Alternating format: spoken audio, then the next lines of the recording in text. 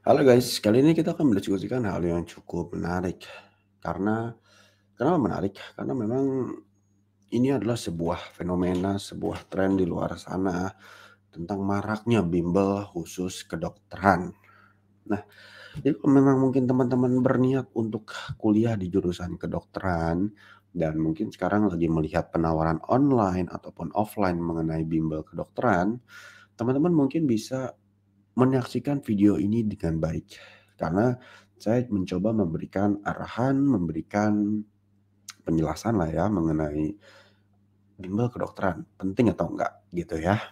Dan buat teman-teman yang memang belum mengenal saya, nama saya Alvin dan saya adalah alumni waktu dulu itu saya SMA lulus di tahun 2013, lalu saya kuliah di UGM lewat jalur ujian mandiri. Saya juga pernah mengikuti SBMPTN tembus di Unpad, SIMAK UI juga tembus di UI tentunya ya. Well, saya sangat suka sekali yang namanya sharing mengenai pendidikan ya, karena memang ketika saya dulu kuliah S1, saya juga ngajar les selama kurang lebih 4 tahun. Jadi saya punya ribuan murid yang udah lolos ke perguruan tinggi negeri favorit maupun sekolah kedinasan favorit, baik itu jurusan Soshum maupun Saintek termasuk kedokteran, karena mereka mengikuti strategi yang sudah saya buat. Mereka juga sudah saya share mengenai kesalahan-kesalahan yang biasanya sering terjadi ketika SBMPTN, SIMAK, UM, dan sebagainya. Karena dengan kita mempelajari kesalahan apa aja yang biasa sering terjadi ketika belajar SBMPTN, kesalahan ketika tes SBMPTN atau SIMAK atau UM dan lainnya, kamu jadi bisa menghindari kesalahan tersebut. Dan kesalahan itu udah saya sharing sebagian ya, ada di link description di bawah, right? Strateginya juga ada di bawah. Dan kali ini kita akan membahas tentang bimbel kedokteran yang menurut pendapat saya harganya cukup fantastis gitu ya. Dan disclaimer, ini saya tidak akan menyebut nama bimbel manapun ya, nama mereknya tidak akan saya sebutkan. Karena memang tanpa disebutkan pun kalian ketik di Google bimbel kedokteran akan muncul gitu ya, mengklaim dirinya bimbel kedokteran dengan harga yang cukup fantastis.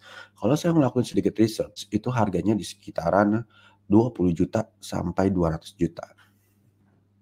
Ya, ada yang bimbel khusus kedokteran dari kelas 1 SMA bahkan gitu loh. Jadi harganya cukup fantastis 20 sampai 200 juta, sampai ada kayak bootcamp-nya juga, fasilitas nginep dan sebagainya.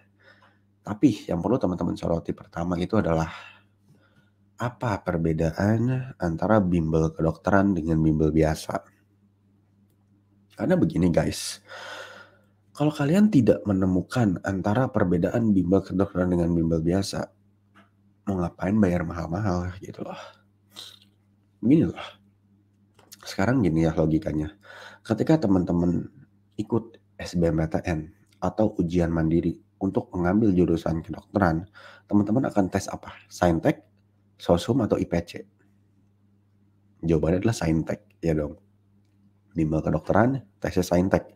Tesnya sama seperti jurusan, kalau kamu mau ambil jurusan teknik arsitektur. Seperti tesnya itu sama seperti jurusan teknik nuklir. Seperti kesehatan masyarakat. Seperti jurusan gizi. Seperti jurusan teknik komputer, teknik informatika. Ya enggak?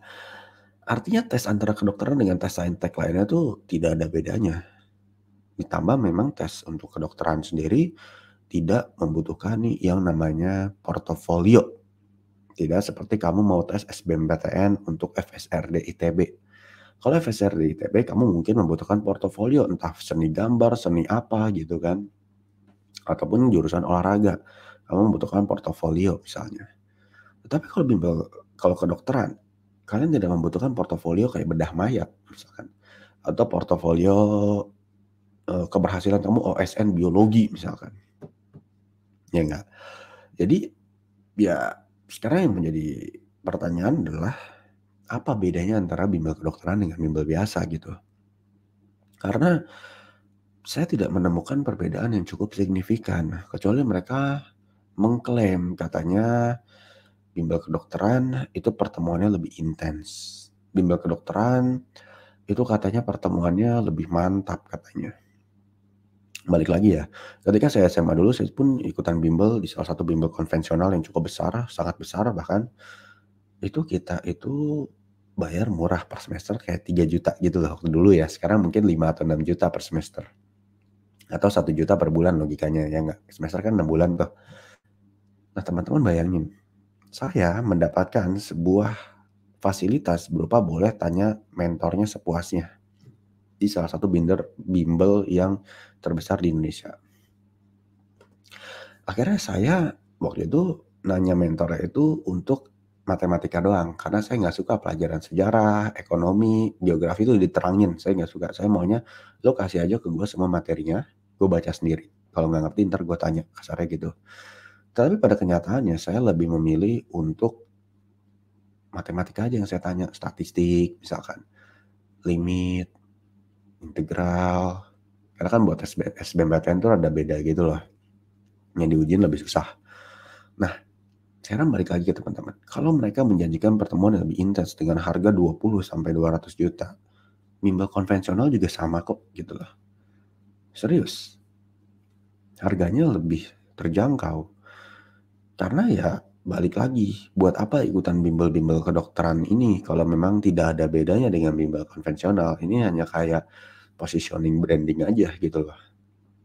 Karena nggak ada bedanya, kecuali yang diujikan seperti tadi saya bilang beda gitu loh. Bagaimana dengan kamu yang memang mau ikutan kedokteran internasional? Ada lagi nih bimbel khusus kedokteran internasional. Jawabannya adalah kamu cek tesnya seperti apa. Yang beda setahu saya adalah tesnya pakai bahasa Inggris dan dia tuh ada TPS-nya, ya nggak? Kalian cek kalau kalian punya sebuah kesempatan untuk dapat soal-soal tahun-tahun sebelumnya, kalian bisa pelajarin sendiri misalkan. Kalian bisa banyak latihan, buku-buku juga udah banyak persiapan untuk IUP. Kalau UGM, UI itu kelas internasional namanya, UGM namanya IUP ya. Dibandingkan kalian harus bimbel kedokteran. Nanti kalau kalian ngerjain soal dan tidak bisa jawab, kalian bisa tanya ke mentor kalian yang bimbel konvensional itu gitu loh. Jadi balik lagi guys, apakah bimbel kedokteran ini adalah kebutuhan buat kamu atau enggak? Kalau buat saya, dan saya mau ambil kedokteran, saya tidak akan ambil itu sih gitu loh. Karena tidak ada manfaatnya buat saya, karena tidak ada bedanya. Ujung-ujungnya tesnya sama kok kayak saintek lainnya. Ujung-ujungnya nggak pakai portofolio kok. Ujung-ujungnya kalau mau intens gue bisa cover pakai bimbel konvensional kok. Gitu ya. Ini yang teman-teman perlu ingat. Karena memang bimbel besar pun, yang besar-besar, tidak pernah mengklaim bimbel khusus kedokteran gitu loh. Karena mereka jujur, ya bimbelnya yang dites saintek ya saintek, sosum ya sosum, IPC ya IPC gitu loh. Pengetahuan umum ya pengetahuan umum, misalkan mau tes UM Undip gitu. Nggak ada yang namanya bimbel khusus kedokteran atau apa, karena ya tesnya saintek. Itu yang menjadi pertimbangan buat teman-teman yang memang mau mencoba bimbel khusus kedokteran. Semoga membantu membuka pikiran karena harganya cukup lumayan guys, 20 sampai 200 juta. Itu ya uangnya bisa dipakai buat yang lain, buat bayar bimbel biasa, terus kalian investasi saham, noh misalkan di Bibit atau mungkin saham di mana gitu kan. Kalau belum install Bibit, ada tuh link description-nya di bawah. Ada kode promo khusus ya buat kamu ya. Jadi kamu nanti bisa download lalu nanti dapat benefit khusus lah gitu. Kode promo Bibit. Nah itu guys. Jadi kalian bisa cek gitu ya. Kira-kira oke atau enggak untuk bimbel kedokteran ini. Mendingan uangnya dipakai buat investasi. Atau mungkin uangnya dipakai untuk kebutuhan kamu yang lainnya gitu. Semoga membantu memberikan pencerahan ya buat kamu biar kamu tuh bisa mendapatkan insight yang cukup baik, cukup menarik. Selama kamu follow dan subscribe berpendidikan.id, semoga kamu bisa mendapatkan insight yang sangat baik dan lebih rasional untuk berpikir dan membuat strategi dengan baik. Karena balik lagi guys, di berpendidikan.id sudah saya share tentang kesalahan belajar SBMPTN, kesalahannya apa aja udah ada saya share tuh di link description di bawah, ataupun nggak cuma kesalahan, tapi juga strategi yang baiknya itu seperti apa, itu ada di bawah. Itu dari saya, semoga membantu. Terima kasih.